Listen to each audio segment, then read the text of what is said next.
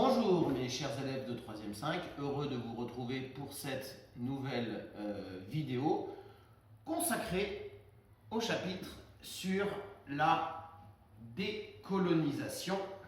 Alors, le titre au programme, le titre officiel, Indépendance et construction de nouveaux États. En fait, il s'agit d'un chapitre sur la décolonisation.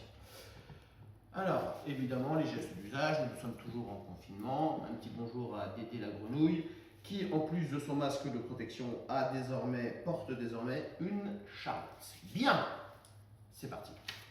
Le plan de notre séquence. Regardons un petit peu l'écran.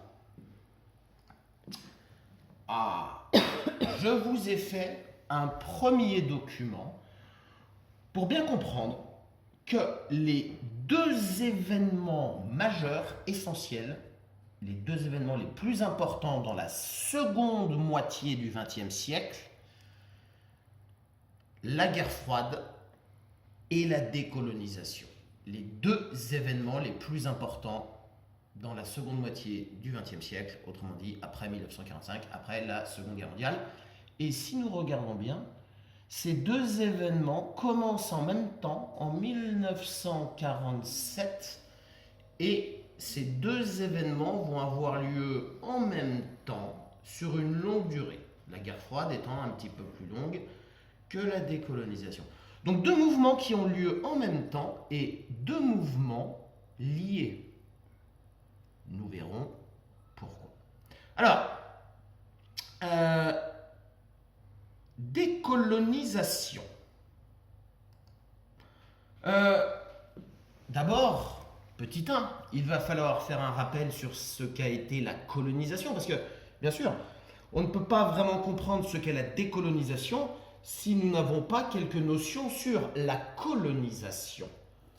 Programme de 4e, nous avions traité ce chapitre sur la colonisation. Je vous avais d'ailleurs dit à l'époque que ce chapitre était très important, puisqu'en 3e, nous faisons la suite. En 4e, la colonisation. En 3e, la décolonisation. Donc nous allons faire un rapide rappel sur la colonisation. Deux étapes au niveau de la colonisation. Première étape, alors là c'est seconde étape, petite erreur de frappe, hein, une colonisation qui se fait en deux étapes. Eh bien ces deux étapes, nous les avons vues en 4e. Nous allons faire un petit rappel. Ensuite, la décolonisation. Concrètement, qu'est-ce que c'est? Définition. La colonisation, quand? On a déjà une petite idée, seconde moitié du XXe siècle, en même temps que la guerre froide. La décolonisation, pourquoi? Qu'est-ce qui a provoqué cette décolonisation? Et la décolonisation, comment? Comment s'est faite cette décolonisation? Nous allons voir qu'elle s'est faite parfois de façon pacifique, négociée. Elle s'est faite parfois de manière violente, sous forme de guerre civile, etc. Et évidemment, nous allons mettre en relation la décolonisation avec la guerre froide, parce que les deux sont liés, évidemment. Et nous terminerons notre séquence par une troisième partie sur les conséquences de la décolonisation. Et nous verrons que les nouveaux États décolonisés et indépendants vont rencontrer de grandes difficultés et ne parviendront pas à mettre en œuvre leur politique de non-alignement ou de neutralité. Ça doit vous dire quelque chose si vous avez lu mais Polycope. Donc, commençons. Première partie, rappel sur la colonisation. Alors, on rappelle, la colonisation, c'est lorsqu'un État va conquérir un territoire indépendant qui ne lui appartient pas. Donc, conquête d'un territoire qui ne lui appartient pas, occupation de ce territoire, gestion de ce territoire, exploitation de ce territoire et soumission de la population qui vit sur ce territoire. Voilà ce qu'est la colonisation. Cette carte montre la première étape de la colonisation qui a lieu qui commence plutôt avec les grandes découvertes. Et cette première étape de la colonisation a lieu du XVIe au XVIIIe siècle. À l'époque, la colonisation est le fait des grandes puissances, des grandes monarchies européennes qui vont coloniser essentiellement des terres sur le continent américain. Cette carte nous montre que du XVIe au XVIIIe siècle, cette colonisation, elle est partielle. Partielle, ça veut dire que les colonies sont plutôt de petite taille, mis à part cette immense colonie espagnole, mais dans l'ensemble des colonies plutôt de petite taille, proches des littoraux. On rappelle quel était l'objectif de cette première colonisation. Eh bien, cette première colonisation était très liée à la traite négrière et au système de plantation. Souvenez-vous, hein, avec les grandes découvertes, les Européens découvrent de nouvelles terres, de nouveaux hommes, mais également de nouveaux produits qu'ils ne connaissaient pas, qui n'existaient pas en Europe. Sucre, café, tabac, coton, le thé, les épices, la soie, la porcelaine, d'immenses réserves d'or, d'argent et de cacao. Et donc l'objectif de cette première colonisation, eh bien, est de ramener tous ces produits en Europe. Donc pour cela, du XVIe au XVIIIe, les Européens vont coloniser des terres sur lesquelles ils vont mettre en place des plantations, hein, des champs, pour cultiver le sucre, la canne à sucre, le café, le tabac, le coton, des mines d'argent, de cacao, etc. Et le but, c'est de ramener tous ces nouveaux produits dont les Européens sont très friands. Donc, on va coloniser des terres.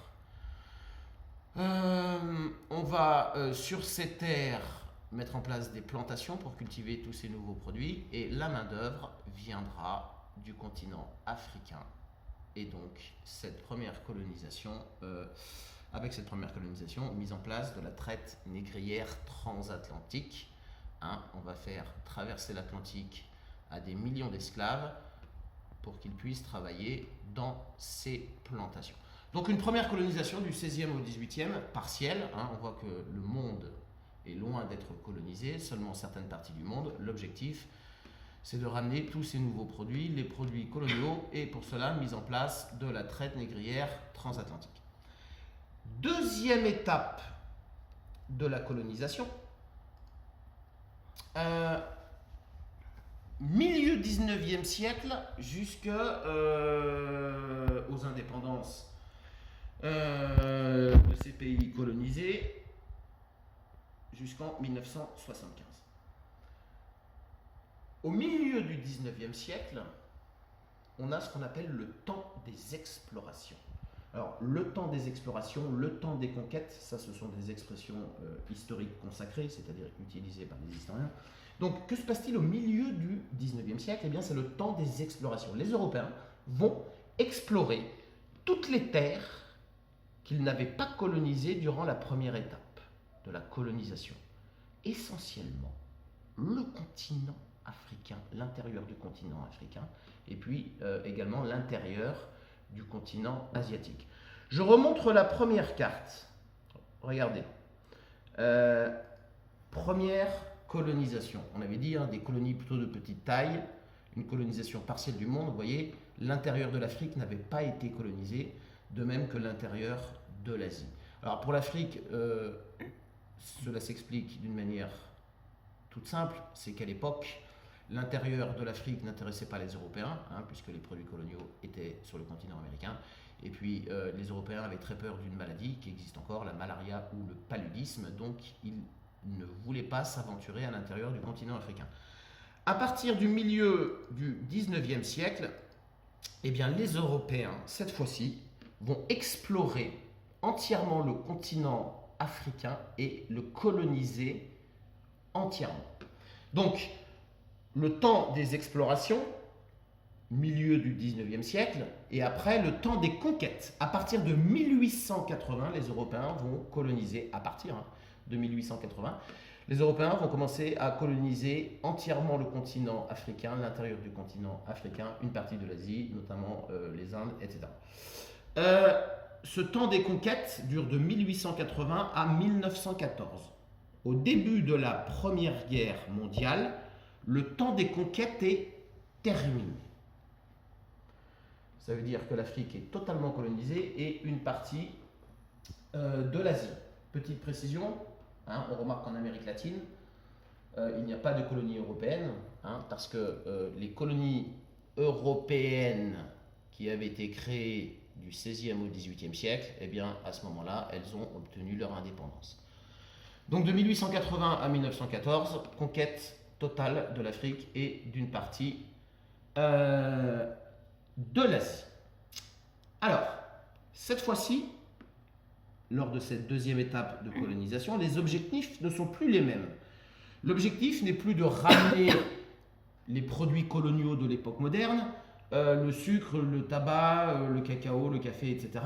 L'objectif désormais est différent. 19e siècle, en Europe, révolution industrielle. Avec la révolution industrielle, on produit beaucoup plus et beaucoup plus rapidement. Donc les Européens se disent que cette immense quantité de produits fabriqués grâce à la révolution industrielle, eh bien, ils pourront les vendre dans ces territoires qu'ils ont colonisés. Ces territoires colonisés sont également, procurent plutôt énormément de ressources, de matières premières, de minerais, de charbon, etc. etc. Il y a d'autres raisons, nous les avions étudiées à l'époque. Alors, trouvons le bon polycope. Ce n'est pas celui-ci. Ce n'est pas celui-ci. Alors, je ne sais pas où il est. C'est pas grave, on va repartir sur cette carte. Donc, pour cette deuxième étape de colonisation, on va coloniser entièrement l'Afrique et une grande partie de l'Asie.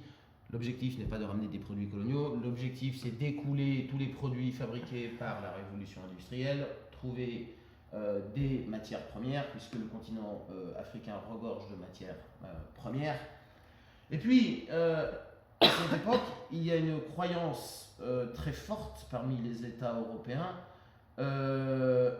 Cette croyance, elle est toute simple, c'est qu'en Europe, à l'époque, on pense qu'on est un grand pays, une grande puissance, si on possède un empire colonial. Un empire colonial, ça veut dire plusieurs colonies. Autrement dit, à l'époque, on pense que posséder un empire colonial, ça donne beaucoup de prestige.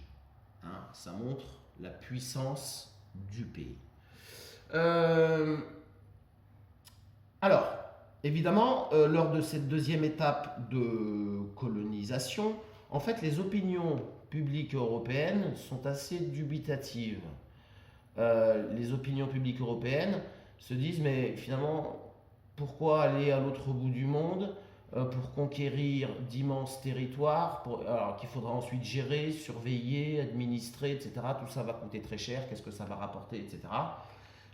Donc les États européens, eh bien, ils vont devoir convaincre leur population du bien fondé de cette deuxième étape de la colonisation. Autrement dit, les États européens vont devoir convaincre leur population qu'avoir un immense empire colonial, ça procure beaucoup d'avantages, comme je l'ai dit, matières premières, écouler les produits de la révolution industrielle. Et puis les États européens vont convaincre leur population qu'en fait, ils colonisent également pour des raisons humanitaires, ce qui n'était évidemment pas le cas. C'est-à-dire que les pays européens vont dire à leur population, en colonisant ces terres, nous apportons la civilisation à ces indigènes, comme ils les appelaient, les habitants de l'Afrique et de l'Asie. Nous allons leur apporter la civilisation, la médecine, nous allons leur apporter l'école.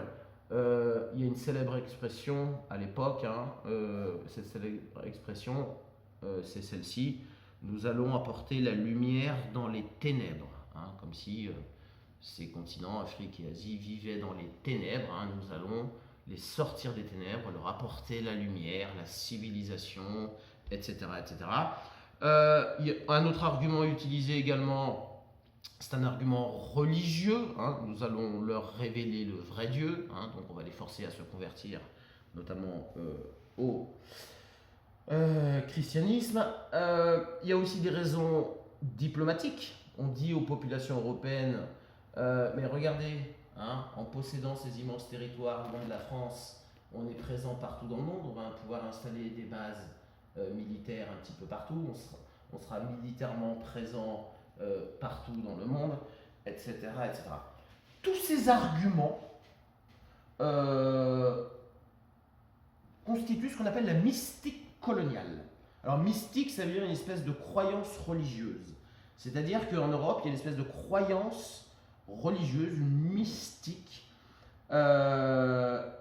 qui fait que finalement, tous les Européens sont convaincus du bien fondé de cette colonisation. Finalement, cette colonisation, c'est une bonne chose pour nous, Européens, mais aussi pour les populations colonisées, hein, les indigènes. Cette colonisation, elle est vertueuse, elle est légitime, elle est avantageuse, etc. etc. Voilà. Colonisation. Alors, évidemment, une petite chose à rappeler, et que nous avions vu l'an dernier, une chose très importante, c'est que tous les peuples colonisés, hein, par exemple, ici en jaune, nous avons toutes les colonies françaises, hein, Afrique occidentale française, Afrique équatoriale française, Tunisie, Algérie, Maroc. Hein, dans toutes ces colonies françaises, eh bien, les Africains colonisés, qu'on appelle des indigènes, ils sont sur le sol français, puisque ces colonies sont françaises, mais ils ne sont pas citoyens français. Ils ne sont pas citoyens français. Ils ont un statut particulier.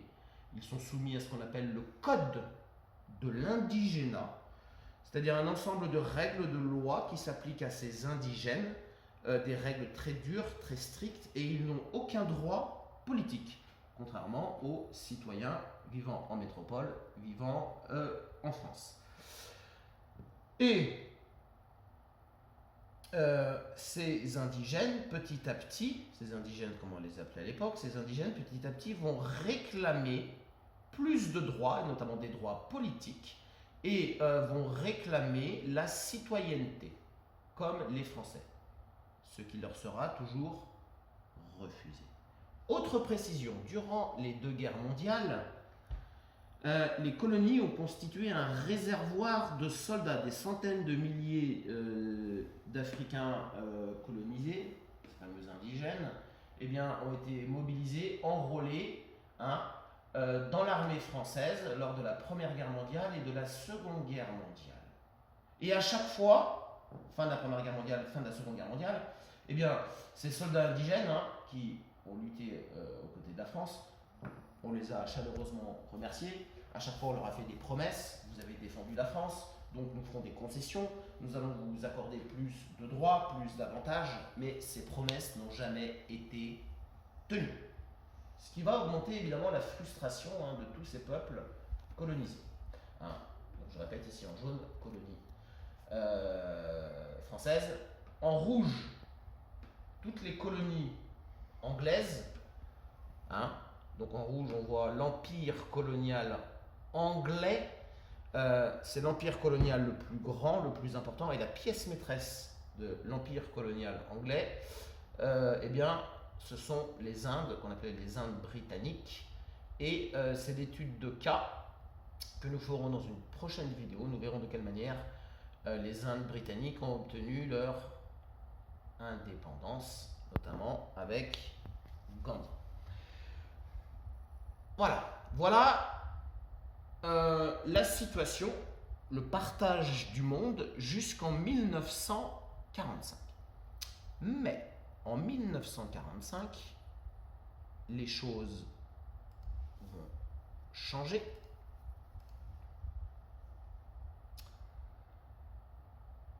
Alors, en 1945, les pays européens colonisateurs qui possèdent ces immenses empires coloniaux, l'Angleterre, la France, etc. Évidemment, après la Seconde Guerre mondiale, en 1945, ils veulent conserver leur empire colonial. Ils veulent conserver leur colonie. Pour eux, c'est un état de fait. Nous conservons nos colonies. Parce qu'à l'époque, même en 1945, on pense que la grandeur, le prestige d'un pays vient de son empire colonial. Mais la situation a changé. D'abord parce que les deux grands vainqueurs de la guerre, les deux grandes puissances qui émergent définitivement après la Seconde Guerre mondiale, les États-Unis et l'URSS, eh bien, tous les deux sont farouchement anticolonialistes. Les États-Unis sont anticolonialistes, c'est-à-dire ils sont contre les colonies. Contre les colonies, c'est-à-dire qu'ils disent que les colonies doivent retrouver leur liberté et leur indépendance. Alors, quels sont les arguments? Les États-Unis, d'abord, eux-mêmes étaient une colonie. Les États-Unis disent aussi, nous n'avons pas libéré ou en partie libéré l'Europe pour que les pays européens gardent leur colonie. Les États-Unis disent aussi, ce système colonial empêche la liberté de commercer, parce qu'évidemment, entre la France et les colonies françaises, il y avait des échanges commerciaux, mais une colonie française ne pouvait pas commercer, par exemple, avec d'autres pays comme les États-Unis. Donc les États-Unis disent ce système colonial empêche les pays de commercer entre eux. L'URSS, même chose. L'URSS, farouchement anticolonialiste. L'URSS est contre les colonies, même discours que les États-Unis, les colonies doivent retrouver leur indépendance parce que l'URSS considère que le colonialisme, le fait d'avoir colonisé ces terres, c'est une forme d'agression capitaliste. Donc l'URSS et les États-Unis font pression à partir de 1945 pour que les pays européens décolonisent, autrement dit, redonnent leur indépendance à leur colonie, leur indépendance, leur liberté. Alors évidemment, ne soyons pas naïfs, il y a une arrière-pensée.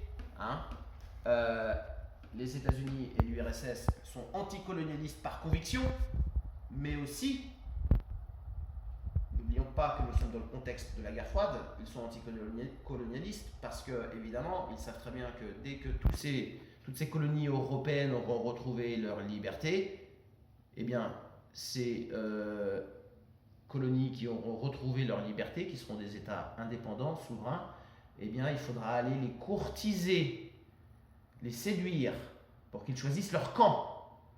N'oublions pas, nous sommes en pleine guerre froide. Donc pour les États-Unis et l'URSS, la décolonisation, c'est une bonne affaire. Il y aura désormais de nouveaux pays indépendants qui devront choisir leur camp, États-Unis, URSS.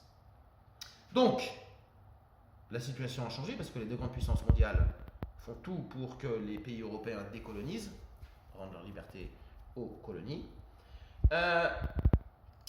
Autre chose, les pays colonisés, ou les populations plutôt des pays colonisés, qu'on appelle les indigènes, vont commencer à s'organiser. Et dans chaque colonie, les indigènes vont créer des mouvements nationalistes. Ça pouvait être des syndicats, des associations, des partis politiques, qui luttaient pour l'indépendance de leur colonie. Et ces mouvements nationalistes étaient souvent dirigés par de grands hommes, comme Senghor, Gandhi, Nehru, etc. etc. Autre changement, avec la Seconde Guerre mondiale, les pays européens, dont la France, ont été déconsidérés, notamment avec le régime de Vichy. Et les pays européens, désormais, font moins peur aux colonies, font moins peur aux colonisés, puisque durant la Seconde Guerre mondiale, ils ont été déconsidérés. Souvenez-vous, la France défaite très rapidement, régime de Vichy, etc. Donc on a des pays colonisateurs qui font moins peur aux colonisés. D'autre part, comme je l'ai dit tout à l'heure, les pays colonisateurs n'ont jamais tenu leurs promesses vis-à-vis des colonisés. Vous aurez plus de droits, vous aurez peut-être des droits politiques, nous allons adoucir le code de l'indigénat. Ces promesses n'ont jamais vu le jour, ce qui va augmenter la frustration des populations colonisées qui vont s'organiser en mouvement nationaliste. Et comme ces promesses n'ont pas été tenues, eh bien, les populations colonisées, désormais, elles ne veulent plus vivre dans le système colonial avec des améliorations les concernant, avec plus de droits, plus de devoirs. Elles disent désormais, nous, on veut notre indépendance. Une autre chose va jouer en défaveur des pays colonisateurs, c'est que les élites, les dirigeants de ces mouvements nationalistes, qui dans les colonies luttent pour l'indépendance, eh bien, un certain nombre d'entre eux ont fait leurs études en Europe. C'est le cas de Gandhi qui a fait ses études à Londres, c'est le cas de Senghor qui a fait ses études à Paris. Et ces leaders nationalistes qui luttent pour l'indépendance et qui donc ont fait leurs études en Europe, eh bien, ils se sont imprégnés, ils ont assimilé toutes les valeurs et les principes des pays européens, comme la démocratie, la liberté, l'égalité, le droit des peuples à disposer d'eux-mêmes, le droit des peuples à disposer d'eux-mêmes, le droit des peuples à être libres. Et ces leaders nationalistes, ils vont retourner ces valeurs contre les pays colonisateurs européens, en disant, mais, ah bon, vous prenez ces valeurs chez vous, mais ce que vous faites dans les colonies, c'est le contraire de ces valeurs. Et donc, en 1945, on est dans une situation où tout a changé. Les pays européens veulent conserver leurs colonies, mais ça va être impossible, parce qu'en face, États-Unis, URSS sont contre. Dans les pays colonisés, on commence à s'organiser, on crée des mouvements nationalistes pour lutter pour l'indépendance, avec des leaders qui ont fait leurs études en Europe, qui vont adopter les valeurs des Européens. Les pays européens colonisateurs ils font moins peur, parce qu'ils ont été déconsidérés lors de la Seconde Guerre mondiale. On sent qu'ils ne sont pas aussi invulnérables que ça. Et puis, les pays européens n'ont pas tenu leurs promesses. Et donc, de par cette situation, va s'engager un mouvement de fond que l'on appelle la décolonisation de 1947 au début des années 1980. La décolonisation, au contraire de la colonisation, c'est lorsque justement un territoire qui avait été colonisé, conquis, occupé, exploité, etc., retrouve son indépendance, sa liberté, sa souveraineté. Autrement dit, le pays colonisateur part. Et cette décolonisation, elle va concerner toutes les colonies. Mais évidemment, donc elle va être multicontinentale, elle va toucher tous les continents, essentiellement l'Afrique et l'Asie. Mais cette décolonisation, elle va s'étendre dans le temps et dans l'espace. De 1947 à 1955 à peu près, c'est d'abord l'Asie qui va être décolonisée. Autrement dit, ce sont les colonies asiatiques qui vont d'abord retrouver leur liberté.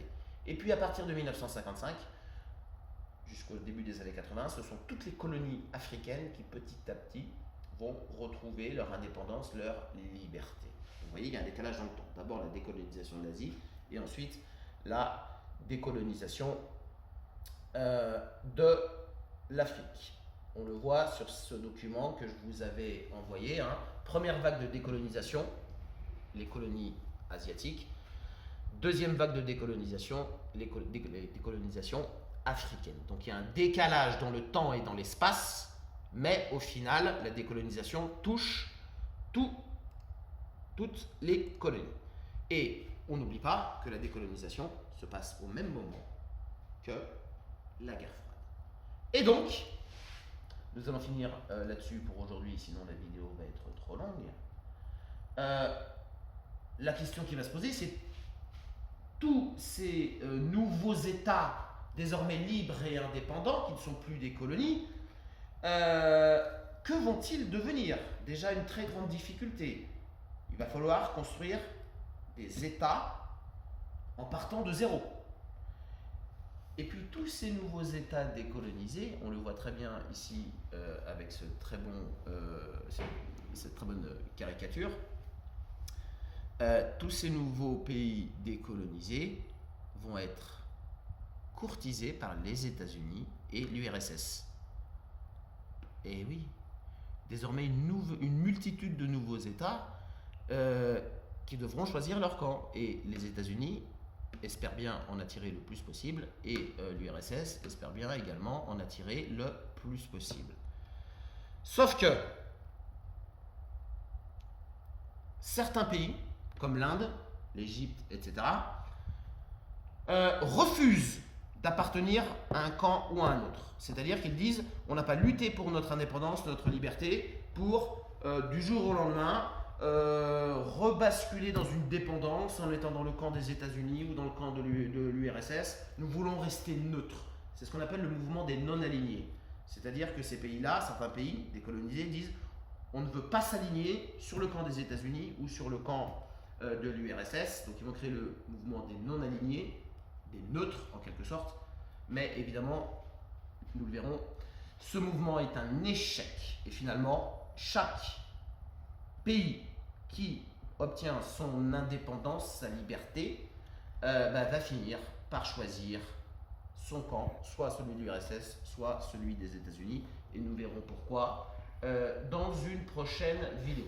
Dans une prochaine vidéo, nous finirons cette présentation générale de la décolonisation et nous nous occuperons de notre petite étude de cas, la décolonisation des Indes britanniques, puisqu'au programme on doit étudier une décolonisation.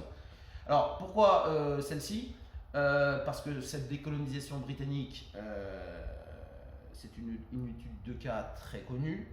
Elle va nous permettre d'étudier un personnage très important, Gandhi, et autre raison, les Indes britanniques, qu'on appelle aujourd'hui l'Inde, c'est la toute première colonie à avoir obtenu son indépendance en 1947. 1947, souvenez-vous, également tout début de la guerre froide. Mes chers élèves de 3e 5, je vous souhaite une bonne journée. On dit au revoir à Dédé la grenouille qui essaye de se protéger le plus possible. Prenez soin de vous, prenez soin de vos proches et à très bientôt pour la suite sur la décolonisation.